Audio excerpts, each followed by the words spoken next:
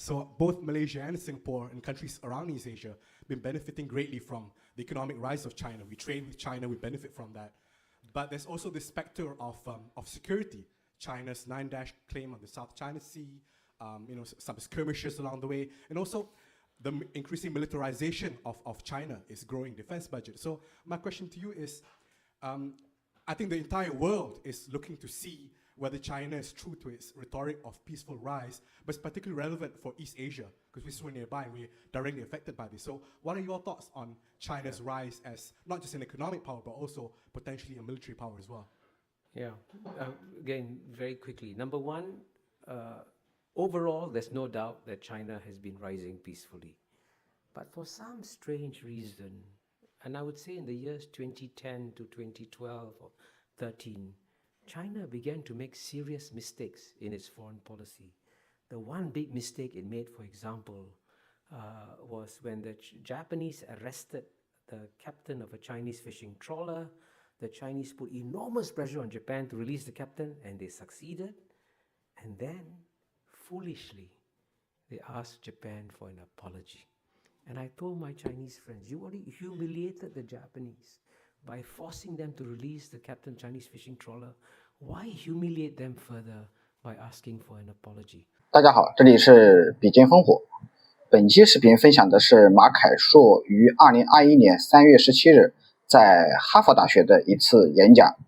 演讲的主要内容呢是美国担心中国从第二变成第一，世界会变成什么样？对中国是否会和平崛起充满着担忧。中国何时有真正的舆论自由？中国的高等教育如何追上美国？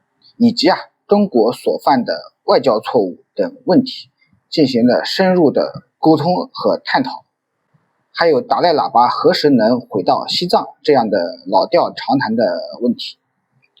说起马凯硕很多网友都知道，在国际上没少帮中国说话，但是这个视频也能看得到，马凯硕在很多方面其实也并不认同中国的做法。视频后我会说下自己的观点，我们一起来看一看视频。 So anyway, to begin, in the spirit of the again the Gordon lecture, who said we should talk about developments in the financial sphere, the way I'm going to deliver my remarks is that I'm going to first tell you 3 stories from the financial sector, and then later at the conclusion I'll explain to you why these 3 stories are important. And in terms of explaining and trying to answer the question, I'll first try to answer the question, of course, what are China's goals and aspirations as it tries to emerge and rise? Secondly, how has the relationship between the United States and China played a role in influencing the rise of China? And finally, try to make the point, and which is, I guess, the critical point I'm going to make at the very end, that how China behaves as number one will be very strongly influenced by how America behaves as number one. And that's why these 3 stories are important, and that's why I'll begin with them. The first story is about an event that happened at the height of the global financial crisis in 2008, 2009. And until that financial crisis came about, the Chinese were very happy that they had developed an interdependent relationship with the United States of America, so that while China relied on America to sell its exports and to buy its products, America in turn relied on China to buy U.S. Treasury bills and to make sure that the U.S. could continue to sell these Treasury bills overseas. So they both felt that, as Tom Friedman said in one of his columns, that they were joined at the hip in a mutually interdependent relationship. And indeed, I can tell you this, as a matter of fact, at the height of the crisis, when things looked really bad, the Bush administration actually sent an envoy to Beijing in 2008 and said, please continue buying US Treasury bills, because that's what we need to preserve global financial stability. And the Chinese were happy to do so, and I suspect the Chinese even felt a bit smug. See, the Americans depend on us. But then, lo and behold, about a month later, in a move that completely shocked the Chinese, the US Fed announced the first round of QE measures in November 2008. And as you know, with the QE measures, essentially the US could print money to buy US Treasury bills. And lo and behold, the Chinese said, what's happened to this interdependence? The Americans can just turn on the printing press and take away this dependence on China. And indeed, one commentator at Axel Merck said, the US is no longer focusing on the quality of its treasuries. In the past, Washington sought to promote a strong dollar through sound fiscal management. Today, however, policymakers are simply printing greenbacks.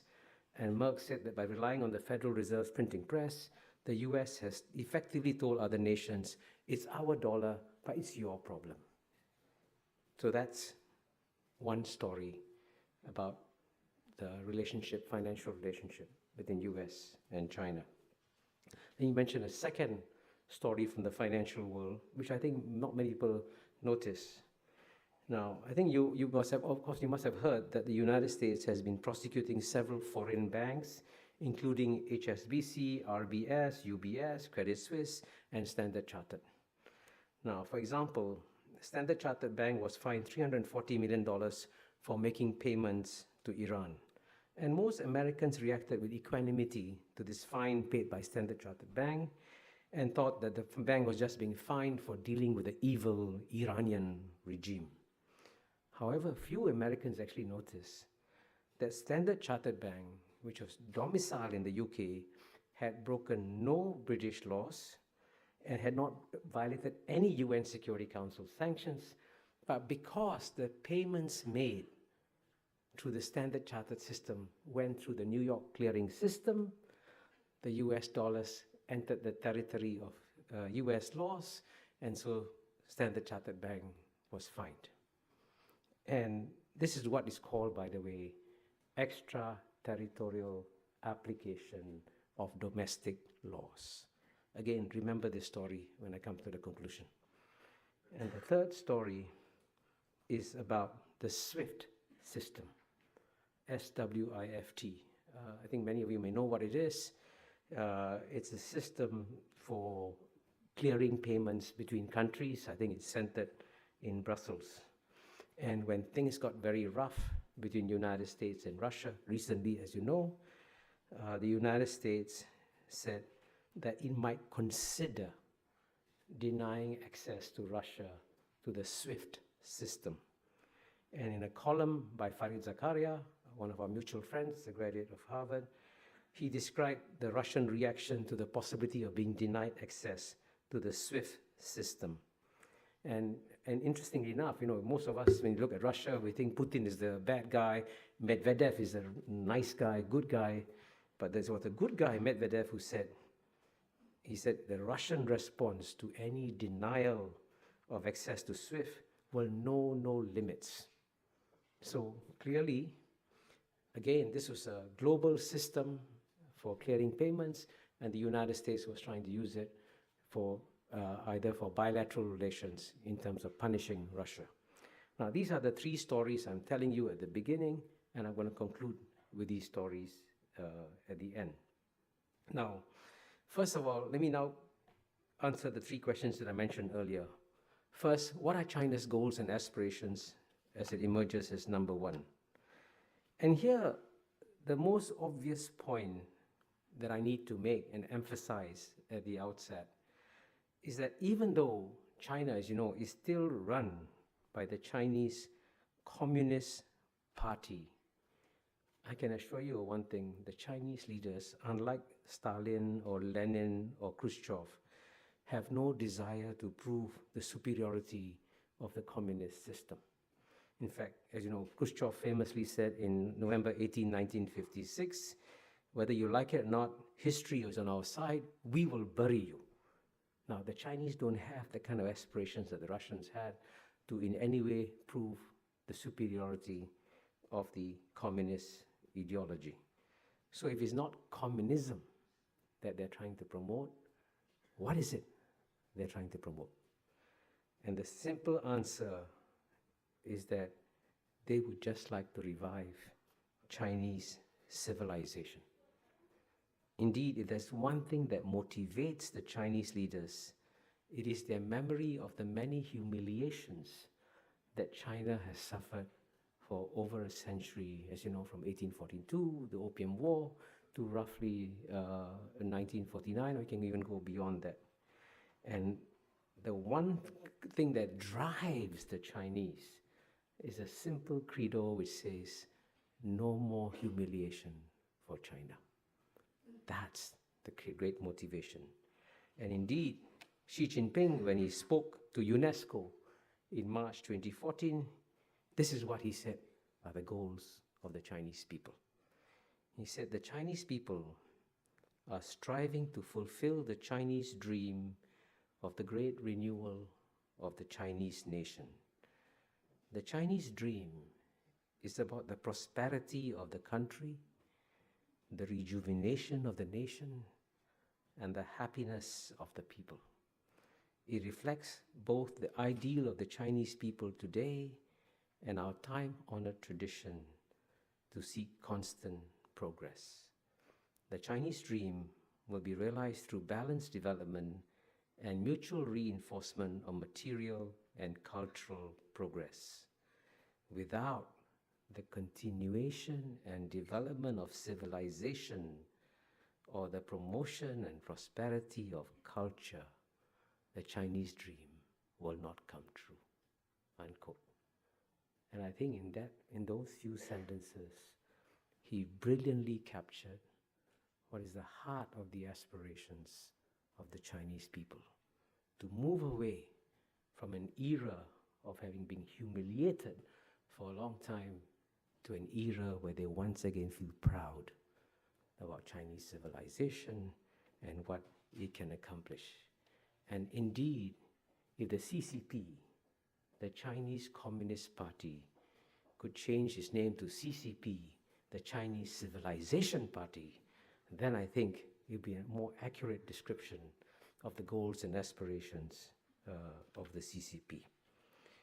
But of course, while this may be the motivations, many in the West continue to believe that China's approach is flawed because it is not changing its political system.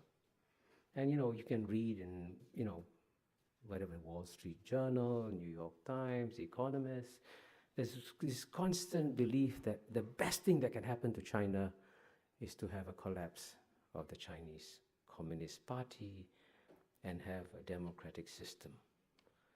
The one slightly provocative point I'm going to make here is be careful what you wish for. Because if the Chinese political system becomes more democratic, it could very well become far more nationalist and far more aggressive as a power. And the great paradox here is that the Chinese Communist Party is actually delivering a global public good by restraining Chinese nationalism. And if you didn't have a strong Chinese Communist Party in charge, you might actually get a more nationalist, a more assertive China. So I believe that it's actually in global interest to allow the Chinese Communist Party to evolve and change in its own way.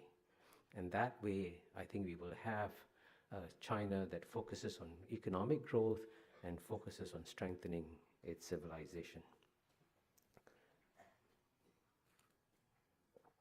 Let me now turn to the second question I said I would discuss, which is US-China relations, because clearly the relationship between the world's number one power, which today is the United States, and the world's number one emerging power, China, is a key dynamic. And here, it is actually remarkable how stable the US-China relationship is. In theory, when the world's number one emerging power is about to surpass the world's number one power, and as you know, in PPP terms, China did surpass the United States in 2014, you should be seeing naturally, logically, and I think Steve Wall might agree, rising levels of tension between US and China. But instead, quite remarkably, we're seeing a very stable and indeed a calm relationship. And of course, the question is why. And here I think we have to pay a lot of tribute to the United States for having managed very well the relationship with China. If indeed the United States has been remarkably benign over the years towards China, starting from the days of 1990s. I mean, of course, starting, of course, from the Cold War and Kissinger's trip and America's efforts to bring China on board in the Cold War alliance against the Soviet Union, and then opening up the American market, as I mentioned earlier, to Chinese products. And even after the Tiananmen episode of 1989, when relations between US and China could have taken a nosedive, US-China relations continued in an even keel. Actually, I remember vividly in 1992 listening to the election speeches of Bill Clinton when he said famously in his campaign, "I will not coddle the butchers of Beijing if I become president of America." And when he became president, we could have very well seen a sharp nosedive in the relations between US and China. Instead, to my surprise, and I actually saw this in my own eyes, in November 1993, at the first APEC leaders meeting, which was held in Blake Island off Seattle, that's the first time that Bill Clinton and Jiang Zemin met face to face. And I could see that Jiang Zemin was incredibly uncomfortable, tense, and nervous, and trying to figure out what the US president would do to him in this small, close meeting where I was present. And to Jiang Zemin's surprise, and to my surprise, Bill Clinton coddled the butcher of Beijing. And it was a very wise decision on his part. And by the end of the day, if you had watched the body language of Jiang Zemin and Bill Clinton, amazingly, they were almost good friends at the end of the day, reflecting the great charm of Bill Clinton at the time. But this pattern has continued. United States has helped China by getting it into WTO. The United States has helped China by being sensitive on Taiwan, and indeed coming down very hard on the leaders of Taiwan when they tried to push for independence of Taiwan. So these are various ways in which the United States has demonstrated its wisdom and generosity towards the Chinese. And of course, speaking in Harvard University, I have to mention it is actually quite remarkable that the world's #1 power is training the elite of the world's #1 emerging power by allowing it to send 275,000 students to come and study in American universities. I think future historians will be wondering, why was America so generous in supporting the rise of its #1 emerging power? But all this have led to this geopolitical miracle that we have today, where you have a stable relationship between US and China. And also, by the way, I also have to mention that Chinese themselves have been very careful and sensitive, and some from time to time actually bent over backwards to keep the relationship on an even keel. I was just in Belgrade literally 2 weeks ago, and it's the first time I've gone to a modern city and saw the results of bombing by NATO on skyscrapers. And of course, Belgrade is significant because, as you know, the Chinese embassy in Belgrade was bombed in 1999. Almost all Americans I speak to believe that it was obviously an accident. But 100% of the Chinese I've spoken to are convinced it was deliberate. But despite the fact of their belief that it's deliberate, they swallowed the humiliation and said, our relations with the US are far too important. We will swallow our humiliation this time and proceed. So both sides, you can see, have made an effort to keep the relationship on an even keel. So all this brings me to my third part. How American behavior and actions will have a significant influence on China's role as a #1 power. And here I must confess to you, in all honesty, that even though I'm normally quite provocative in things I say, I feel a certain trepidation here in saying some of the things that I'm going to say in this section. Because as you know, very famously, Bob Zoellick, many years ago, called on China to emerge as a responsible stakeholder of the global system. But when he made that call, I think he assumed that, of course, the United States is a responsible stakeholder of the global system. And the hard part here is to try and tell an American audience that's not how the United States is often perceived overseas. And that's why I told the three stories from the financial sector at the beginning of my lecture, because the rest of the world quite often sees the United States acting unilaterally, acting in its own interests, and often at the expense of global interests. And David mentioned that I've been the ambassador to UN twice. I was there. I've served there for almost 10 years.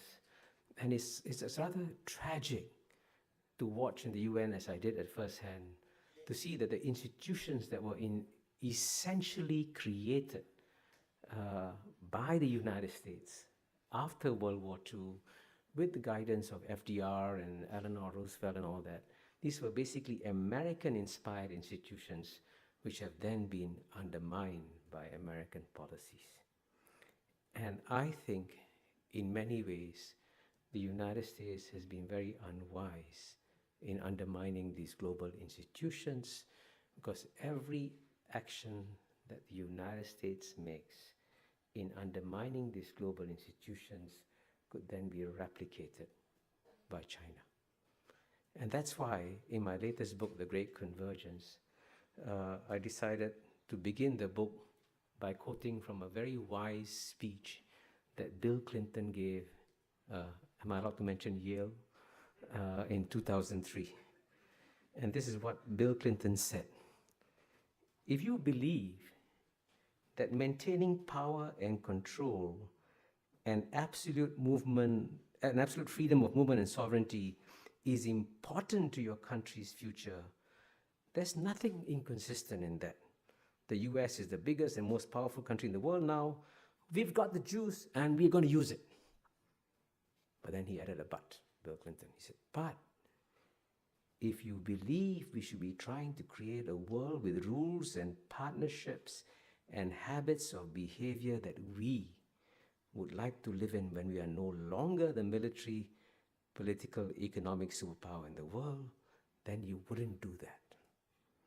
So Bill Clinton was being very wise in saying, you know, as long as America thinks it'll be number one, yes, we can go on undermining multilateral institutions. But if we can conceive of a world in which we are number two, then surely it is in America's interest to strengthen multilateral rules and processes. But what is strange is that Bill Clinton only gave the speech once and never repeated that again. Because I'm told it's political suicide in America to speak about America being number two.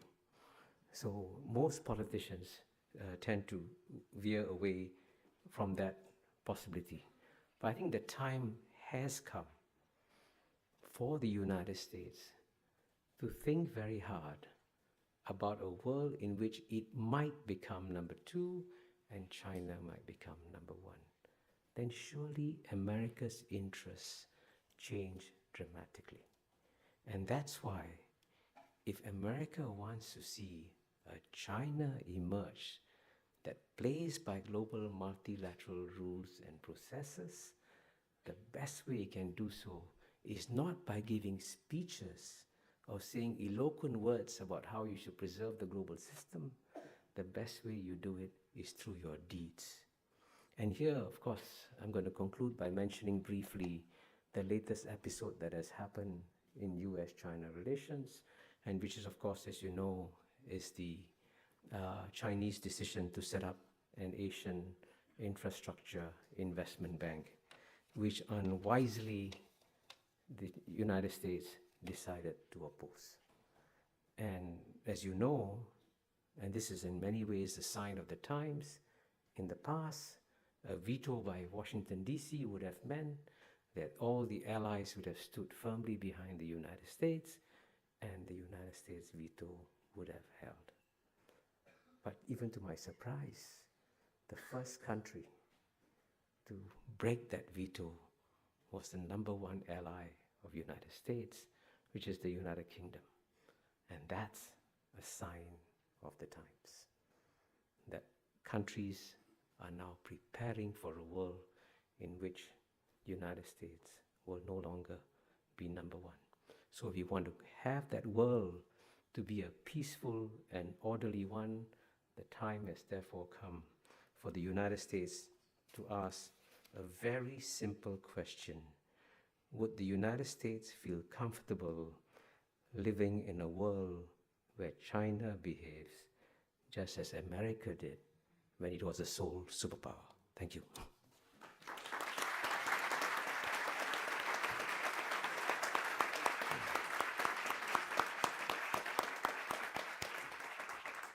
Thank you, Kishore. So we now have time for questions. As you all know, there are microphones in 4 locations, one here, one right there, one there, and one there. And the characteristics of a good question at the Kennedy School have 3 characteristics. 1, you identify yourself. 2nd, it is short and has but 1 point. And 3rd, it ends with a question mark. So why don't we start right over there?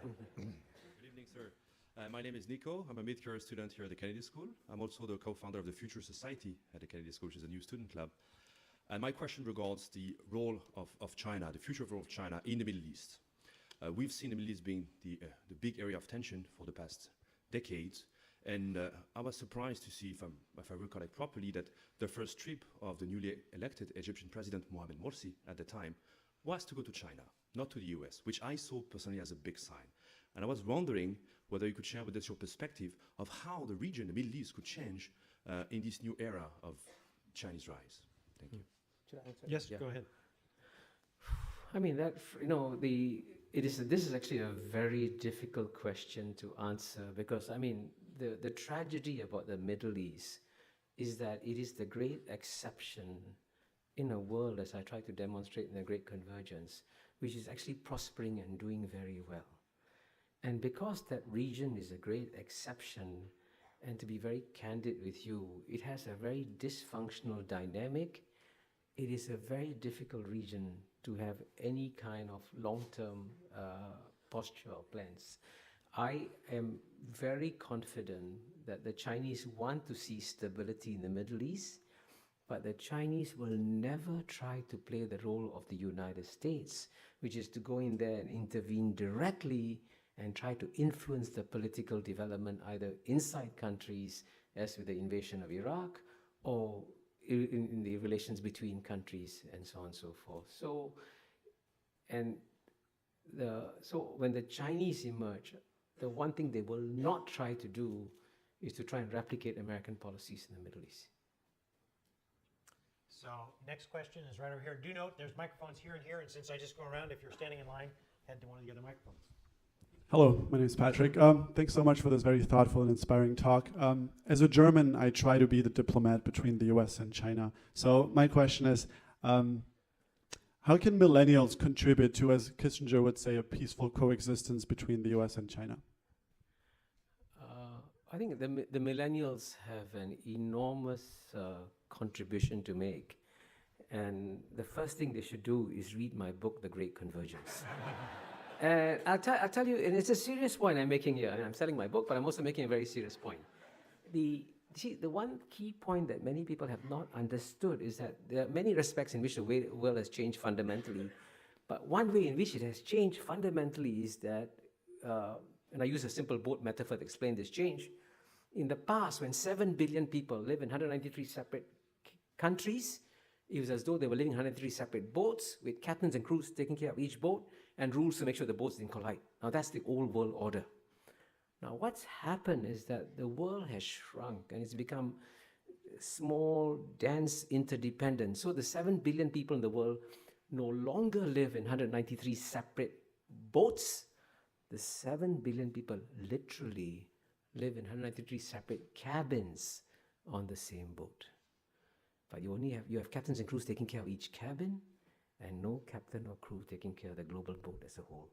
And that's why you have global financial crisis, that's why you have global warming, that's why you have global terrorism, that's why you have global pandemics happening also.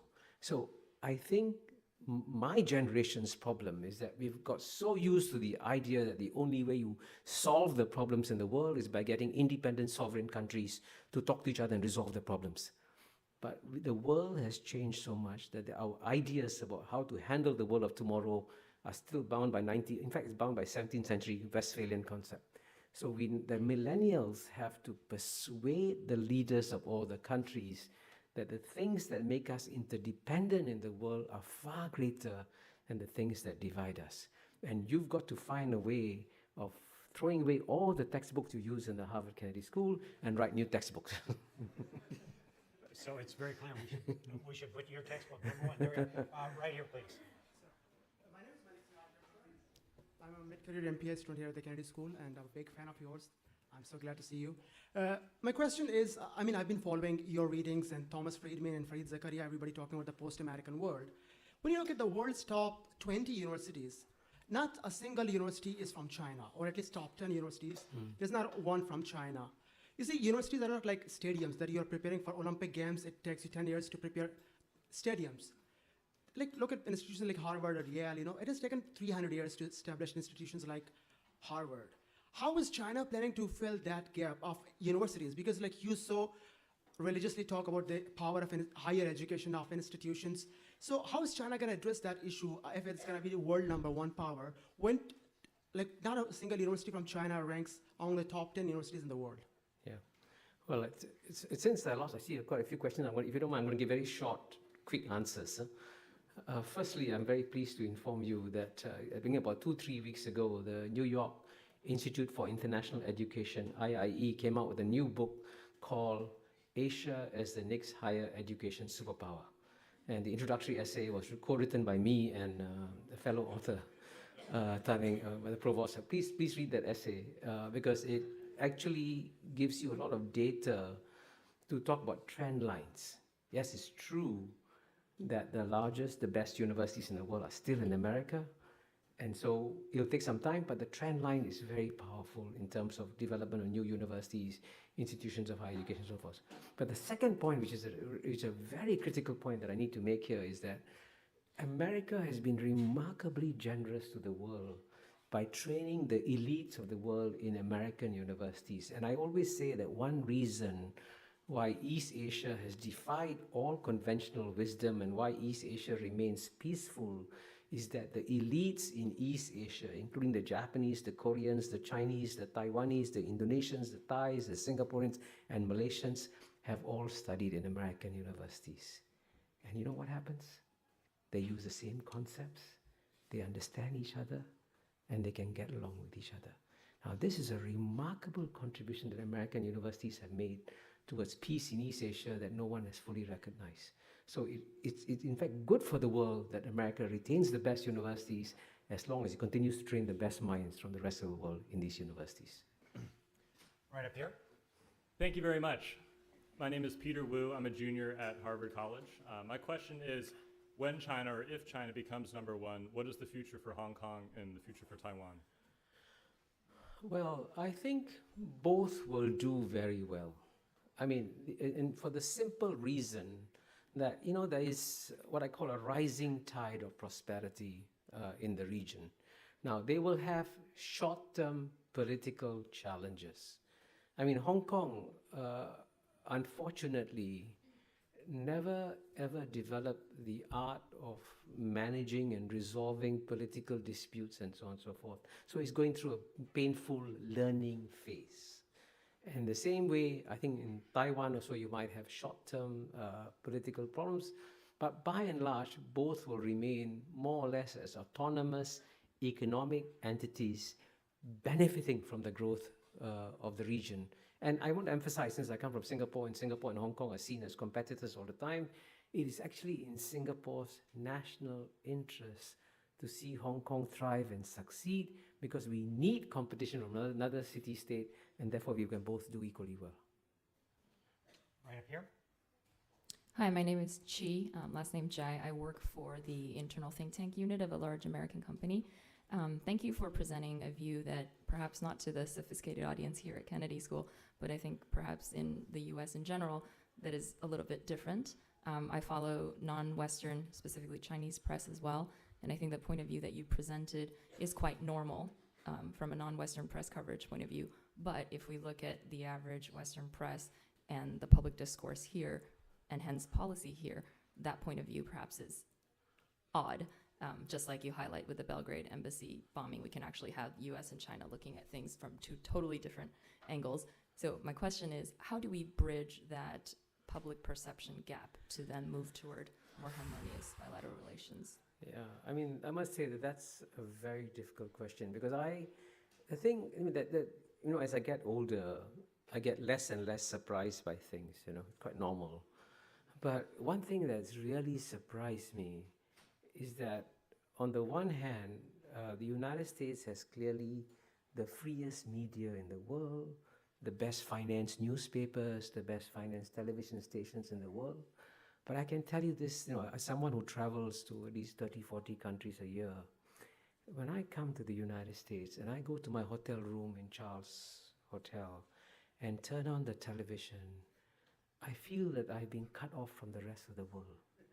And literally, the insularity of the American discourse is actually frightening. And this is also true, by the way. I mean, I've said this to my friends there anyway in New York Times.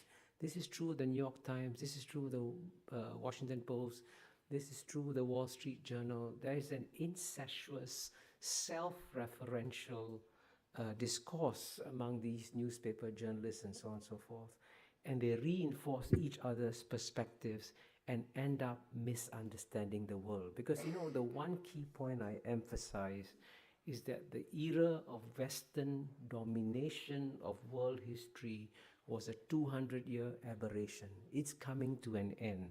And as a result of it, you've got to learn to understand non-Western perspectives in the world. And it's actually quite frightening that in many ways, I find American intellectuals behind intellectuals, including in Serbia, where I just was, or Greece, or in Istanbul, because they are much more aware of what's happening in the world than most American intellectuals are. I don't know how to solve that problem. Right over here. Thanks. My name is Ziad Raza. I'm a mid-career MPA candidate here, and also from Malaysia. So both Malaysia and Singapore and countries around East Asia have been benefiting greatly from the economic rise of China. We trade with China, we benefit from that. But there's also the specter of security. China's 9-dash claim on the South China Sea, some skirmishes along the way, and also the increasing militarization of China is growing defense budget. So my question to you is, I think the entire world is looking to see whether China is true to its rhetoric of peaceful rise, but it's particularly relevant for East Asia, because we're so nearby and we're directly affected by this. So what are your thoughts on China's rise as not just an economic power, but also potentially a military power as well? Yeah, again, very quickly. Number one, overall, there's no doubt that China has been rising peacefully. But for some strange reason, and I would say in the years 2010 to 2012 or 13, China began to make serious mistakes in its foreign policy. The one big mistake it made, for example, was when the Japanese arrested the captain of a Chinese fishing trawler. The Chinese put enormous pressure on Japan to release the captain, and they succeeded. And then, foolishly, they asked Japan for an apology. And I told my Chinese friends, you already humiliated the Japanese by forcing them to release the captain of Chinese fishing trawler. Why humiliate them further by asking for an apology? Then, as you know, they made mistakes in the South China Sea. And for example, in the ASEAN Foreign Ministers meeting in July 2012 in Phnom Penh, Cambodia, the ASEAN countries wanted to have the usual reference to South China Sea. China put pressure on Cambodia, the chairman, to block it. And then for the first time in 47 years, the ASEAN countries failed to produce their usual boring, long joint communique because of Chinese pressure. So they've made serious mistakes. But what is astonishing to me is how quickly they learn from the mistakes. And I can tell you one of the most surprising things I did in 2014 was to be invited to Beijing by two separate Chinese think tanks and in a fully recorded conversation, and they only asked me one question. Please tell me, what mistakes has China made in its foreign policy? And I was stunned by that because I've never been invited to Washington D.C. to talk about mistakes in American foreign policy, but I get invited to Beijing. I mean, that's a sign of the times, that is how different the world is today. So I think the Chinese, I want to emphasize one point. The Chinese themselves have not clearly made up what kind of power they want to be, and they are torn by contradictory impulses. And that's how we react to them, how we act as a role model for them, that will make a huge difference. And here in the area of the military, I can tell you one key point I keep saying: it is now in America's national interest to stop aggressive naval patrolling 12 miles off China's shores, because if you do that 20 years from now, there'll be aggressive Chinese naval patrolling 12 miles off California shores. Let's not push for that. Let's work towards a new world where we no longer have to use the military. And I think at the end of the day, there will be no war between the United States and China. Why not gradually de-escalate the military competition? I think it can be done. Right over here. Thank you, David, and thank you, Kishore, for the great presentation. My name is Xin Chai Zhang. I'm from China. It's a great honor to have this opportunity to talk about, to ask questions. I'm the founder of my lab tea company, and my question is: you talk about Mr. Xi Jinping and talking about our purpose to revive our culture. So, what do you think is China's core culture, and how Chinese core culture can contribute to the world, and what we can learn from other civilizations through this process? Thank you very much. Well, I suspect there are many more experts in this room here on Chinese culture and civilization, but I can tell you that there are obviously many roots of wisdom in traditional Chinese culture. And I'm actually hoping that, if you look back over the longer history of China over the past 2,000 years or so, it's actually surprising how few military adventures the Chinese had overseas. And in general, they have actually, as you know, within the Chinese Confucian ethos, the guy who's a soldier is at the bottom of the value chain, right? So maybe developing an ethos in which the military is not so important is one possible thing that can emerge from Chinese culture and civilization. But you'll see things coming in many areas. For example, in the medical area, I think Chinese medicine will become more and more important. And just as, the Western medicine looks at the human body and tries to slice it up and looks at your kidney and looks at your liver and looks at your heart, the Chinese look at the whole system of the body and say, let's figure out the whole system. And I think in that sense, as Chinese medicine becomes, rejuvenates itself, it'll also make a development. So there are many other such places like this. Chinese poetry, Chinese painting, all that will come back in a much stronger way. So you will actually see, one of the happiest things I look forward to, for example, the next 20 years, is that there'll be not one, but many major Asian cultural renaissances taking place in the world. And one of them will be from China. Right up here. Thank you very much. Yeah. Hi, my name is Subin Kim. I'm a student at Harvard Law School. Thank you for coming to talk to us today. It was a great lecture. Some say AIIB is, in some sense, China's stepping stone towards possibly undermining US dollar's position as a reserve currency and preparing itself as the new reserve currency for the world, or at least the competing alternative. I'm curious about your response to such arguments. Oh, I think I don't think the AIIB is a step towards replacing the US dollar as the global reserve currency. It's actually the Chinese basically using the AIIB on the one hand to find a use for the money that they have, and on the other hand, there's also a demand in Asia for more infrastructure. Even the ADB has estimated that Asia needs $7 trillion of infrastructure, and that's what it's using its money for.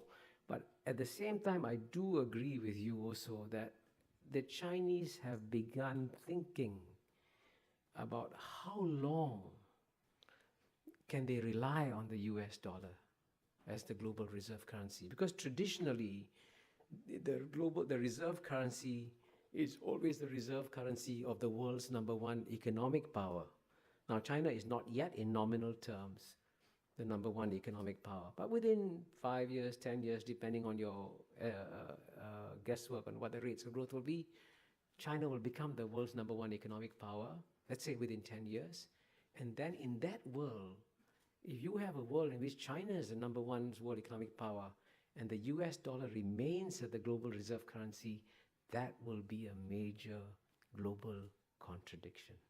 So it's actually better for us now to find a solution to that global contradiction before it becomes a big problem, because this will definitely be a big problem 10 years from now. Right over here. Yes, my name is Charles Data. I'm a student here at the Kennedy School. Arguably, in the era of US superpower, democracy could be argued as the main value that the US has been pushing around the world. How about when we imagine the day that China will be a superpower? What do you think will be the main agenda that will be pushed around the world? Okay, let me begin with the good news. They will not ask any country in the world to set up a communist party. I guarantee you that. I actually believe in the long run, China itself will eventually become a democracy. The destination is not in doubt, it's only the route and timing that you take. And I can tell you the Chinese learned so much from the collapse of the Soviet Communist Party, because the Soviet Union went overnight from a communist system to a democracy. The Russian economy imploded, became smaller than Belgium. Infant mortality rates went up, life expectancy came down, and the Chinese saw that and said, we don't want to see that in China. So they will not make an immediate transition towards democracy, but in the long run, I think they'll move in that direction. But unlike the United States of America, the Chinese do not believe in proselytizing their beliefs. They do not believe that you have to copy or emulate them to succeed. And they also believe that it is far better for people to admire and respect them for their deeds rather than to pay attention to their words. So in a sense, we will have a very different world when the world's number one power in the world is no longer a missionary power in the world. Right over here. Technological institution down the river. My question is similar to the one that was just asked. I think your point is very well taken, that you learn how to behave when you're not number one by looking at the person who's now number one. We're good to our parents, so our children will take care of us in our old age. But how many years after China becomes number one do you think there would be real press freedom, or artists would have freedom, or the Dalai Lama could come to Tibet? How will that ever really happen with the communist dynasty that you praise, which you can only get away with in Cambridge, by the way? Well, the question of freedom in China, I think, is a very critical question. I first went to China in 1980, and I arrived in Beijing. For a start, there were no skyscrapers, there were big roads, there were no cars, only bicycles. People at that time could not have the freedom to choose where to live, where to work, what to wear, No, not any kind of personal freedom. Today, you go to China, the Chinese people can choose where to live, where to work, what to study, what to wear, where to go. And when I first went to China in 1980, there wasn't a single Chinese tourist leaving China. Last year, 100 million Chinese went overseas freely. And 100 million Chinese returned to China freely. Now, if there's no freedom in China, if China was this despotic, oppressive state, would 100 million Chinese come back to China? So clearly there has been an explosion of personal freedoms in China on a scale that the Chinese people haven't experienced, right? Now, you mentioned difficult things like the Dalai Lama. And I agree with you that China should deal with the Dalai Lama. But isn't it shocking that the United States of America, which is the world's freest society in many ways, actually prevented some Islamic scholars from coming to teach in American universities barely 10 years ago? That's shocking. So, and all I can say to you is, no country is perfect. Every country has got to learn to improve itself. Kishore, I want to take advantage of my position here to ask you a question that no one else has seemed to ask, but since you asked it rhetorically yourself, is after Lee Kuan Yew, can Singapore survive? You know, my favorite answer is buy the book. No, actually, I did. That's not generally an acceptable answer here. So, I know. No. Actually, I did launch a book 3 weeks ago in Singapore called "Can Singapore Survive?" But I'm actually, the answer I give is very simple. The probability, of course, is that Singapore will survive. I mean, Singapore will not just survive; Singapore will do very well, because you know, Mr. Lee Kuan Yew and the founding leaders of Singapore created some of the strongest institutions in the world in some areas. The quality of mind of the Singapore civil service, I think, is number 1 in the world. The quality of mind of the Singapore judiciary is also probably number 1 in the world. The quality of the Singapore military is probably among the top 10 in the world. Singapore's education system is already ranked among the top 3 or 4 in the world. We have the world's best airport, the world's best functioning port. So we have created a whole ecosystem of excellence in Singapore. And with that ecosystem of excellence, Singapore is poised to take advantage of a major historical opportunity that is coming its way, because just as London served the European century and New York served the American century, the one city in all of Asia that is comfortable with all the major civilizations in Asia, with Chinese civilization, with Indian civilization, with Islamic civilization, and also Western civilization, is Singapore. So Singapore is going to become the New York of the Asian century. So it's a great time coming ahead for Singapore. But, okay, right there. My name is Ihab Gamal. I'm a mid-career from the troubled area of the Middle East. My question to you is that, do you have any doubt about China's economic growth going forward? So the rise to the number 1 is based on a wondrous story of 8% growth year over year. Yeah. Demographically, there's a lot of challenges in the economy. Do you see this story really continuing to become the nominal number 1 in the world? Yeah, I'm really glad you raised that question, because I've been here for 48 hours, and I must say almost every person I met in Harvard, the first question they ask me when we talk about China is, can China sustain its economic growth?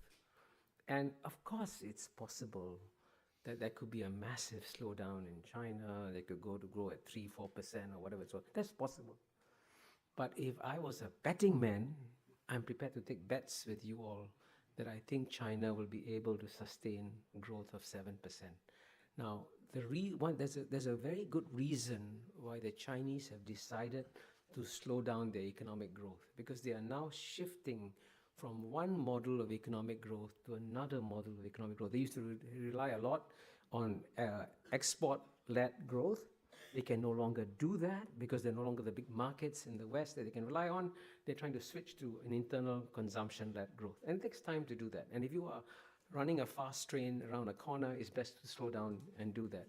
And secondly, if you look at the amount of investments that China has put in, the infrastructure, the world-class infrastructure that China has built in their ports, airports, roads, rail, and so on and so forth, that kind of world-class infrastructure reaps dividends. Plus, the Chinese Communist Party is in many ways one of the most meritocratic organizations in the world, and the quality of mind of key Chinese policymakers has never been as good as it is today. Now, if you have a government staffed by remarkably good minds taking advantage of a world-class infrastructure, I would say the possibility of maintaining good growth is there. And within Asia, by the way, China is big, but even the Chinese are 1.3 billion people, but in all of Asia, there are 3.4 billion people. That market is becoming more integrated too.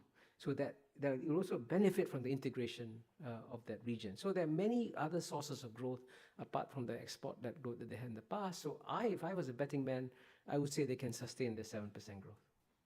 All right, I'm afraid we have time for just 2 more questions right there. Hi, my name is Jack Mulhern. I'm a former tour guide at the John F. Kennedy Presidential Library.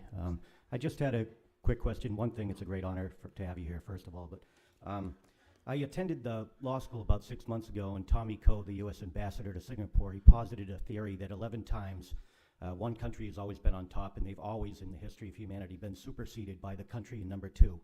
I'm just wondering if this is inevitable due to what I've noticed China's doing. They're buying factories in Indiana that are producing rare earth elements that we need for our cell phones and our F-14 and F-16 fighter jets and so forth.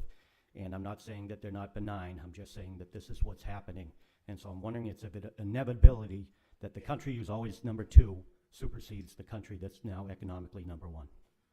Well, I'm not. Tommy Koh, by the way, is a Singapore ambassador, former Singapore ambassador to the US, a brilliant guy. In fact, I succeeded him as ambassador to the UN.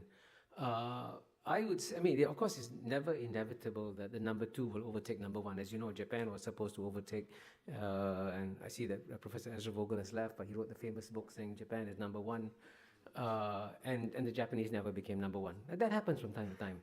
And it's conceivable that China will not become number 1. It's conceivable.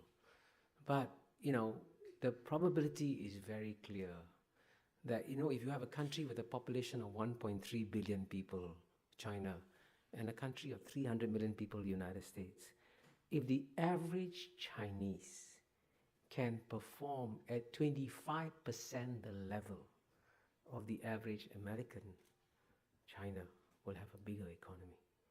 And if you have any doubts about the capacity of the Chinese mind to do well, look at the exam results of Chinese students in any leading American university, right? You look at the list of PhDs that come to collect, you see the success of the Chinese intellectuals. So what's happening here, by the way, is that, you know, I always say that, you know, Western education was developed for the Western mind. But one thing we haven't noticed is that in the last 10 years, when you take Western education and you combine it with the Asian mind, including the Chinese mind, it has an explosive effect.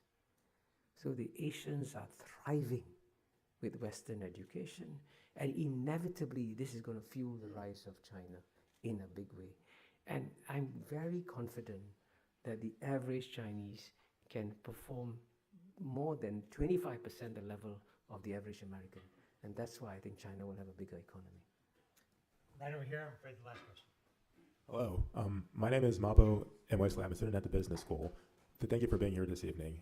My question is, how would you characterize in all likelihood the U.S.-China relationship, specifically in the range of 15 to 25 years, where while China will likely be number 1, the U.S. will likely be a close number 2? Yeah, of course, it's possible that the United States will be a close number 2 to China. But, you know, many of the projections that I've seen, I'll give you, for example, Goldman Sachs has projected that by 2050, the number 1 economy in the world will be China, and I've been speaking a lot about China. The number 2 economy in the world will be India, and United States will be number 3. So, and it's actually surprising that so few Americans speak about that world. It's already impossible to speak about being number 2. It's even harder to speak about being number 3. But that, frankly, is also going to happen. You know, I wrote an essay recently in which I said that, you know, if you look at the most successful ethnic community in the United States, I would have thought in the past it would have been the Japanese or the Chinese or the Koreans or the Jews. But the most successful ethnic community in the United States by far is the ethnic Indian community. And if you look at one statistic, if the average Indian in India can achieve half the per capita income of the average Indian in America, India's GNP would not be 2 trillion, but 25 trillion. And if you go to India, as I do, the sense of optimism about the future is phenomenal. So I've been talking a lot about China, China, China, but there's actually another bigger Asian story. There's also India and other states that are doing very well. So in that world of tomorrow, it is just by sheer mathematical logic. The amount of space that 300 million Americans have carved out for themselves, politically, economically, when they represent less than 5% of the world's population, has been phenomenal, has been exceptional. But it cannot carry on because the rest of the world has stopped underperforming. And if they start performing normally, and America will continue to remain a strong, dynamic, successful country, but its relative share of the global GNP can only shrink. Dean Mahbubani, thank you so much. It's been very good. 好了，将近1个小时的视频看完了，大家有什么想法可以在评论区里给我留言。我先抛砖引玉，说一下自己的浅薄之见。首先我们看现场一个同学提问的问题，就是中国没有一所大学进入世界前10。我特地也看了一下最新的世界大学排名其中前20名呢，我们有3所大学，港大以及清北。其中港大排名11，北大排名14，清华排名17。诚然，在当今世界上，我们的大学排名依然在10名开外。但要知道，知名学府其实是最需要时间来沉淀的。我们的国家近百年民族积弱，惨遭战乱，是没有资源在那个年代大力去发展教育的。所以提出这样问题的同学无非是觉得在教育这一块，他们的心中是非常有优越感的。其实大可不必。我认为精英教育并不能代表全民教育水平。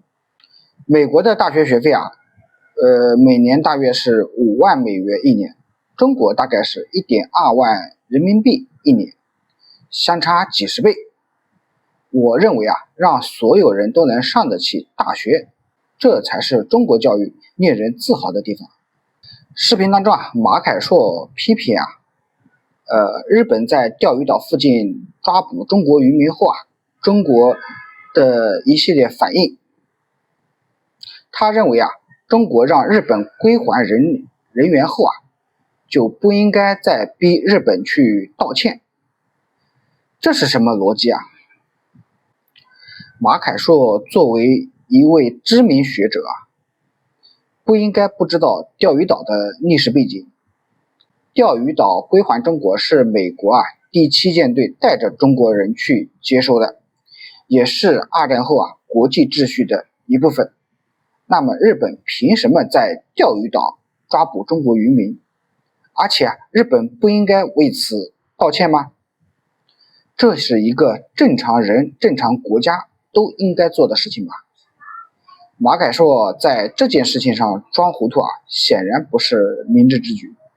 视频当中还提到达赖喇叭问题，马凯硕说中国处理的不好。达赖是什么人？我想他非常清楚，他是一个彻彻底底的分裂分子。我在以前的视频中也都说过，分裂分子就是国家和民族的敌人。